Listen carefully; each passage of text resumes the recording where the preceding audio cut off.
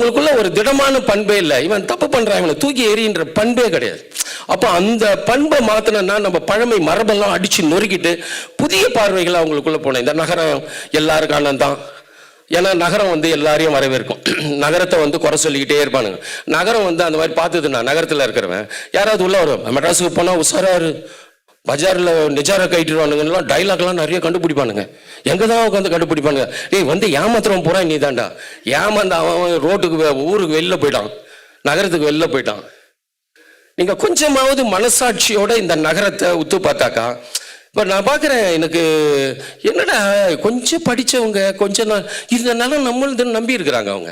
ஏன்னா கண்ணு கட்டின நான் வேசார்பாடிக்கு பின்னாடி பார்த்தீங்கன்னா இந்த எருக்கஞ்சேரி, கண்ணதாசன் நகர், இங்கெல்லாம் வெறும் 1000 ரூபா 1500 ரூபா. இவன் ஒரு மாதத்தில் அதெல்லாம் ரொம்ப சிம்பிளாக செலவழிக்கிறவனுங்க. குடி கூத்தாடினவனுங்க. ஒரு இடம் வாங்கி போடுற அறிவு கூட இல்லை. ஏன்னா நம்ம இடம் அது, நம்ம தலைவர் தான் ஆட்சியில் இருக்கிறாரு, நம்ம இடம் அது, நம்மளை மாரி எடுத்துருவானா இதே கித்தாப்புல விட்டானுங்க. பொழுது வச்சு பார்த்தா அந்த இடம் நம்மக்கிட்ட இல்லை. என்னடா மறுநாள் எல்லாம் இவன் சொம்ப தூக்கின்னு போறானுங்க. மறுநாள் போய் பார்த்தாக்கா அங்கே வேலி போட்டுக்கிறேன், இந்த பக்கம் வராது போ